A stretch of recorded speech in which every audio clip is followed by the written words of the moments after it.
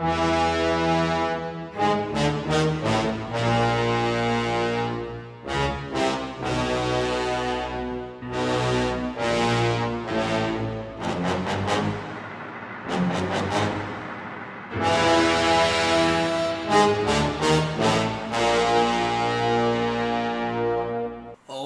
my god. Could it really be?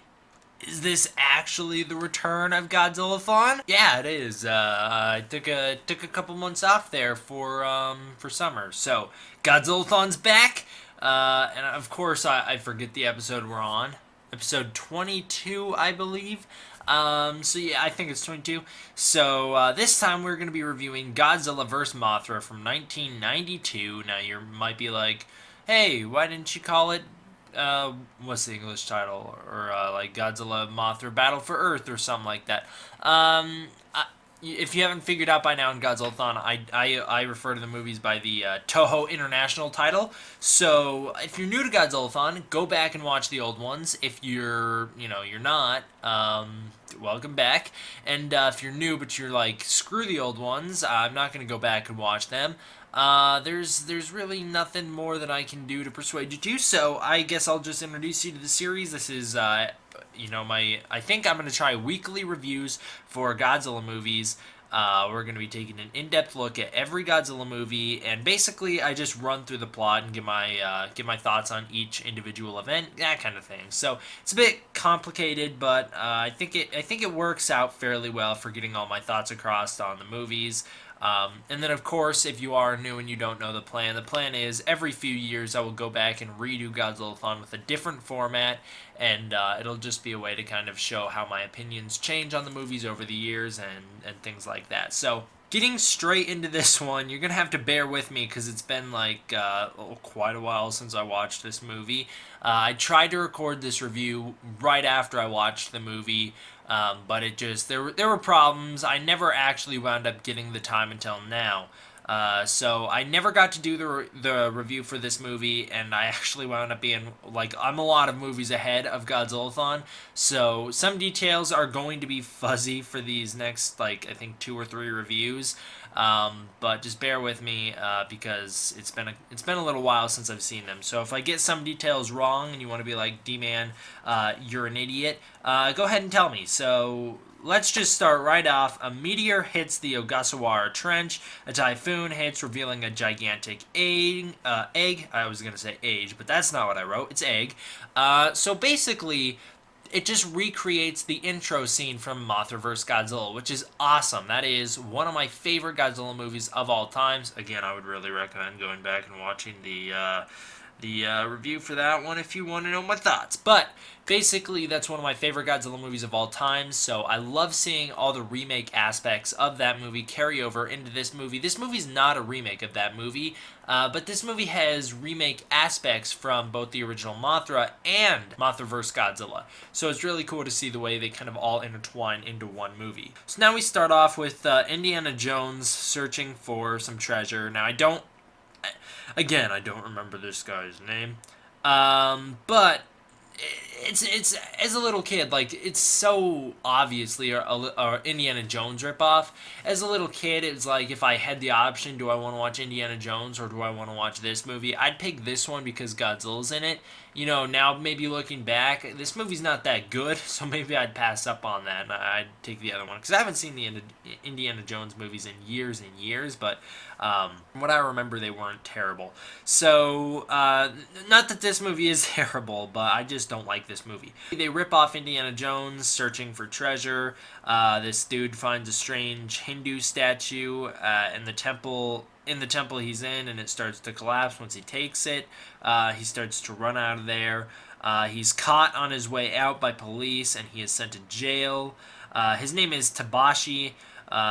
He is bailed out of jail by Misako, his ex-wife. The government makes some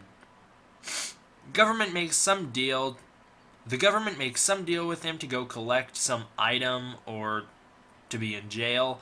And so, of course, he refuses the offer, not knowing that he's going to be in jail for a couple years. Once he learns that his sentence has been prolonged because he destroyed the temple, he decides to reconsider, and he takes that offer. So Misako and Tabashi head out to a meteor crash site after he accepts the government offer. Miki Sagusa, once again returning character from the Godzilla movies, locates Godzilla in a trench.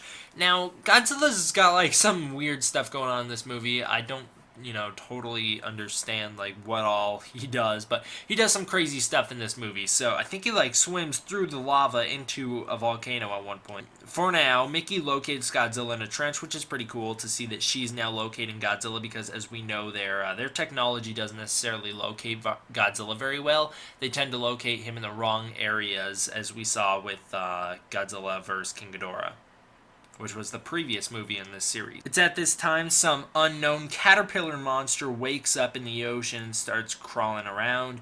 Tabashi and crew land on Infant Island. Also, I love when they're riding up to Infant Island. You get some like very classic Mothra music starts to play. I'm so happy they got Ifukube back for this movie because this movie would not work without the music.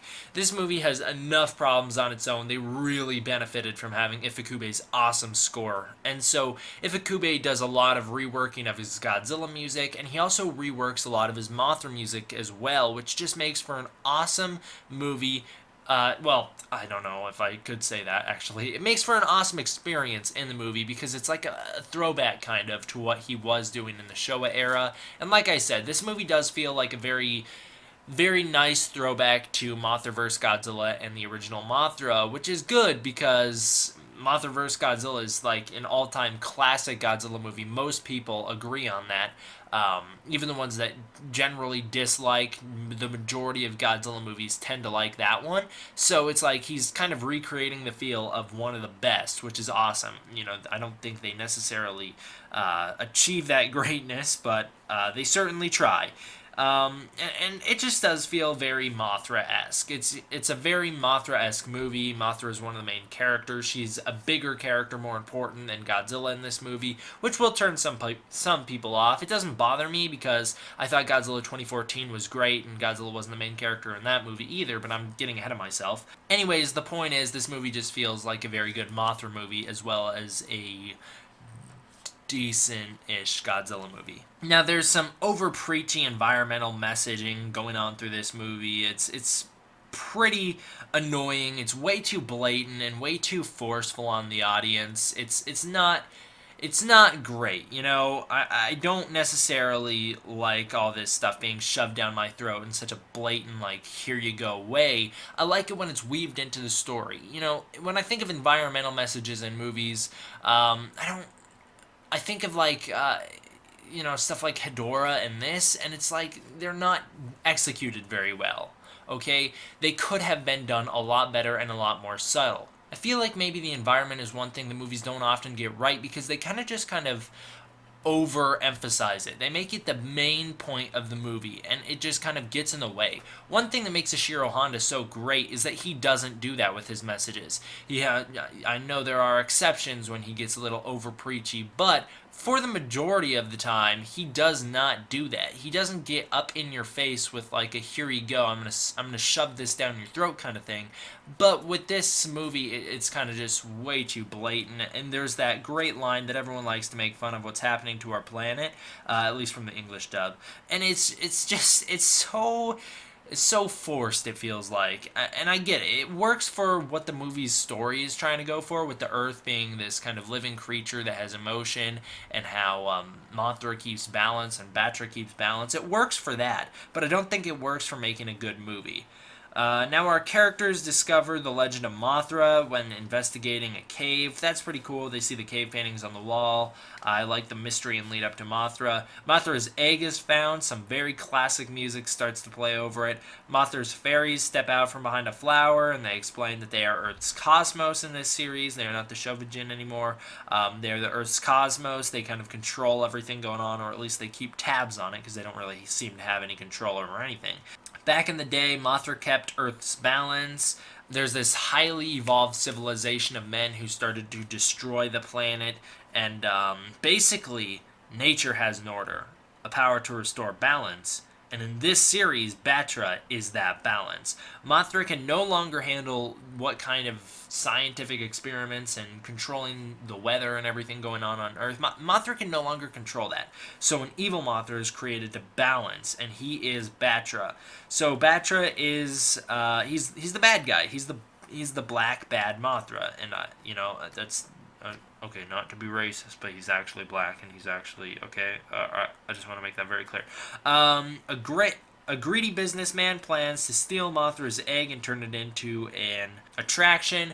So very similar to what we saw with the original Mothra vs. Godzilla. I love the fact that they kind of bring that plot point up. This movie's filled with Easter eggs, all right? This is before the time when Easter eggs were really a big deal, but this movie's filled with Easter eggs to the old school movies. So he plans to steal the egg, use it as this attraction, just like what we saw with the original Mothra vs. Godzilla. However, this time the plan doesn't go through with what he wanted it to. Batra heads for Japan. The military attacks the larva. Batra travels underground, causing earthquakes in Japan before destroying some of Nagoya.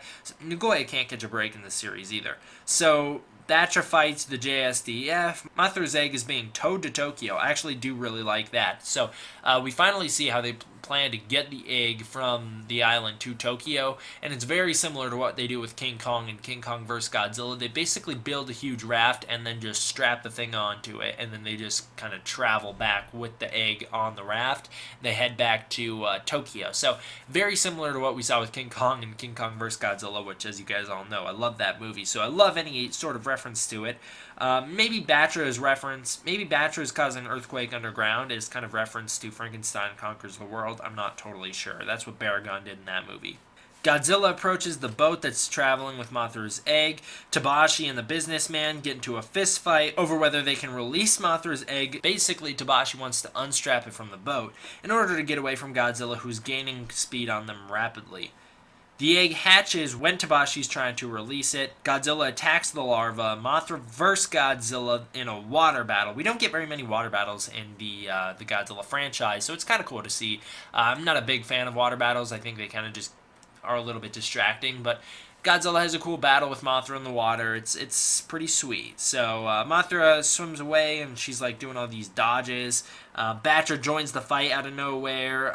It's basically just a beam battle underwater between Mothra and Batra, which that is the problem with the Heisei era, is that the suits were so big and massive and bulky to try and give so much detail and scale to Godzilla that they really weren't able to do anything physical anymore, so they just kind of result in beam battles, which is, everyone dislikes that. I don't hate it as much as some people, but I do notice it's a problem. So Godzilla and Batra are in a stalemate when suddenly a volcano erupts underneath them and they kind of both get dragged into it. Mothra gets away just in time. That could be a reference to the ending of War of Gargantuas. I'm not sure. Ando, the businessman, steals the cosmos because he's trying to make a profit still.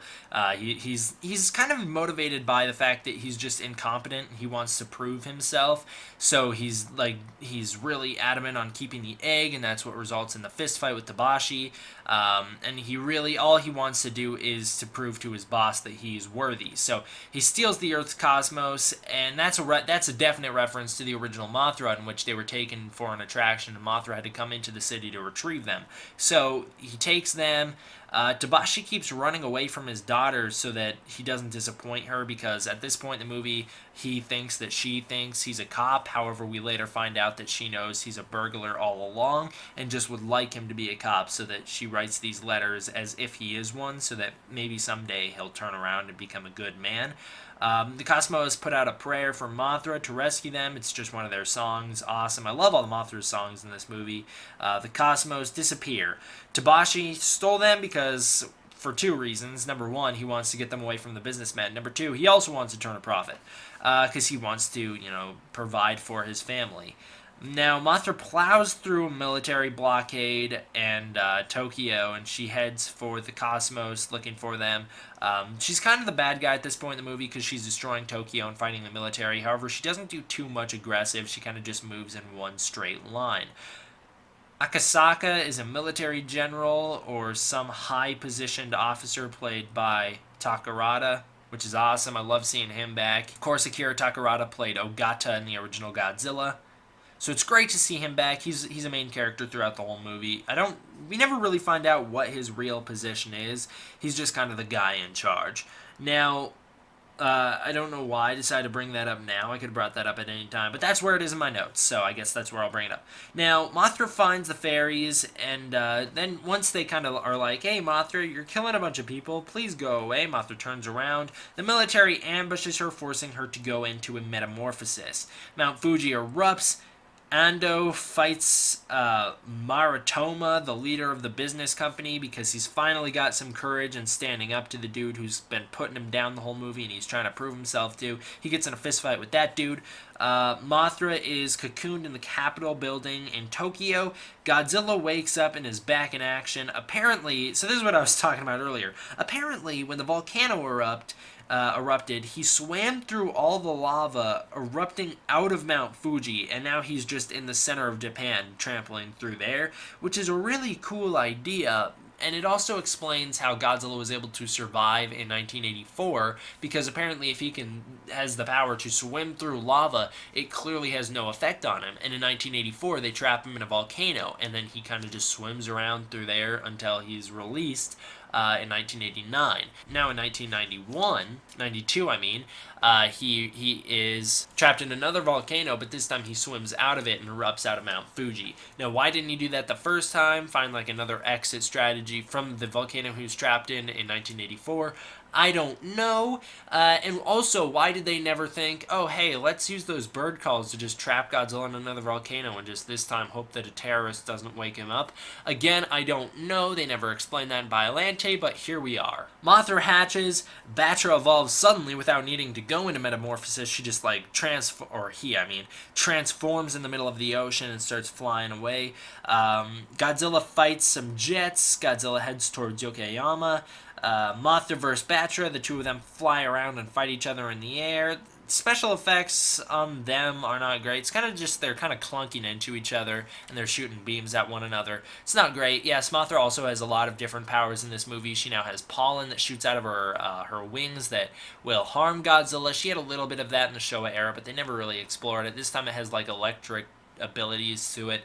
She has her normal, like, pollen that she shoots out of her mouth, the webbing, and then now she also has some lasers that shoot out of her antenna. Batra has all sorts of purple beams that comes out of his body. He's kind of like Shin Godzilla in a way, except he doesn't shoot them out of his tail or his back. Now, Godzilla heads towards Yokoyama. I already said that. The special effects on Godzilla's rampage are amazing. They're very well done. Real city shots with Godzilla inserted in the background to really give some scale. They weren't really able to do a ton of that in the old school Godzilla movies. They did a little bit of it in Mothra vs. Godzilla, and it looked pretty good. But in this movie, they do a lot of cool stuff like that. Legend says Mothra beat Batra in the past, but nothing in this movie suggests that she's strong enough to do that, which leads me to believe that this movie didn't really think about that prophecy when they wrote this movie. Because they state that Mothra is strong enough to beat Batra without any assistance, and yet in this movie we see Batra just, basically she gets her butt handed to her. Batra just destroys her. So, I don't know what the deal was. I guess Mothra's just like, this is a different Mothra, obviously, years and years later, but I guess she just weakens with age or something. Maybe the Mothra species has gone soft since then. I'm not sure. Anyways, there's some sound effects that are strangely missing in this movie. For instance, there's a lot of times when Godzilla will open his mouth and it'll appear that he's roaring, yet no sound will be heard. There's a lot of footsteps missing, and they've also done some replacement sound effects to Godzilla's atomic breath. They've gone from a much more high-pitched normal sound to a much more low-pitched dull sound. I've heard some other people complain about this before, and I never really, noticed it. When I heard their reviews, I was like, whatever, right? But then when I was watching this one, I came to the same conclusion all on my own and was like, geez, like, they really done goofed with these sound effects, right? So then I went back and was listening to some other reviews, and I heard some people mention similar things, and I was like, oh, hey, would you look at that? I guess, I don't know what the deal is. I guess they just replaced the sound effect, and it just didn't work out how well they thought it was going to. That was very weird. I said that super weird. I'm sorry. I'm out of practice. I haven't made a video in a while. Mothra gets knocked out. Of course she would. Batcher fights Godzilla on his own. The speed of the monsters is way too clunky and gives me a Godzilla Raids Again vibe. It's almost like they filmed it a little too quickly, and so monsters are just clunking into each other and Godzilla's kind of hugging them. It's very weird. I don't like the fighting in this movie. The close combat fight's weird, and the beam battle is overused throughout this era. Kind of a lose-lose situation. I wish they handled it a little better with maybe some slimmed down suits. Although I do kind of like the massive size of Godzilla, I do think he gets a little too fat next movie, but this time I think the design is pretty okay. I don't think it's too fat yet. Mothra has a beam attack, like I mentioned. She starts to use it a whole bunch now. Godzilla vs. Mothra and Batra. Mothra and Batra share power once they're weakened. They've teamed up by this point. Godzilla is beaten by poison dust and lasers that Mothra releases on him. Batra dies carrying Godzilla out to the sea. Godzilla bites him a whole bunch and blasts him with the atomic breath until they both fall into the ocean, and Batra's dead. It's very, very similar to what happened in the last movie with Ghidorah carrying Godzilla out to sea and Godzilla blasting Mechagodzilla until he broke and malfunctioned. They both fell into the ocean together. So it's way too similar to that, but what are you going to do? Mothra creates some sort of seal in the sky to remember Batra by, I guess, or maybe to take on the responsibility of attacking a meteor. I'm not sure what Mothra does, honestly. She creates some big seal in the sky that's a Mothra symbol, and then she goes out to space in order to stop this meteor that's been kind of brought up throughout the movie that's headed towards Earth. It's going to hit Earth and destroy everything. She heads out to space to stop the meteor from crashing into Earth. It's set to crash into Earth in 1994. She stops that from happening. She also dies in space. Presumably, we never see her alive again throughout the series, other than in Space Godzilla, when she's not only mentioned to be in space, but also you see like little snippets of her flying away through space. But other than that, we can assume that she dies in space. Takashi is back with his wife, Nasako. Daughter's happy. The Cosmos leave with Mothra. They kind of become... I think they become her antenna, if I remember correctly. It's weird. But that's it. That's the end of the movie. So I think the human stuff is not that good. I think the human plot is a little too redundant. It's a little bit of a ripoff of Indiana Jones at the start.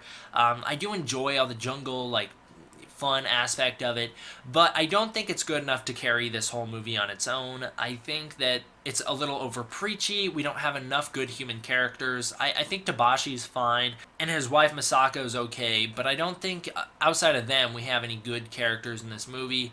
We have Takarada's character, and of course I like just the actor. I don't really like the character. He doesn't have a lot to do. Mickey also doesn't have a lot to do in this movie. You'll notice I haven't mentioned her a lot. She'll get a lot to do next movie, but she hasn't done too much this movie, so it's a little bit disappointing. The kaiju stuff's not that good either. The special effects are pretty great, but overall, I think the sound design is not that good. There's a lot of missing sound effects, and the Godzilla beam is very... it's very disappointing compared to what it usually is, but the kaiju stuff, it's over clunky. Things move much quicker than they should. Godzilla and Mothra and Batra kind of just smack into each other a whole bunch and don't do a lot of real physical fighting. And the beam battle, like I keep mentioning, is overused throughout this series. The music is good, though. I really like the music. Now, Mickey, like I said, is way underused in this movie, but she'll get her chance next movie. So overall, this Godzilla movie is just a 6.5 out of 10. I can't give it anything higher. I didn't really think it's that good. I think it's kind of boring. It has pacing issues for sure. You kind of start out right off the bat with like some fun, goofy stuff, and then you just slow way down and spend a lot of slowed down time doing nothing just for Godzilla to show up. And even then, it's still pretty slow once he shows up. So I think this movie has pacing issues. I think it has sound design issues, and I think it has effects issues. Overall, I think it's just not one of the better Godzilla movies, and I don't think it's necessary for you to watch unless you're marathoning the series. It's just not that great, to be honest. So that is my review for Godzilla vs. Mothra from 1992. Thank you guys all for watching. I'll see you guys next time. Hope you guys enjoy the return of Godzilla-thon. D-Man, out.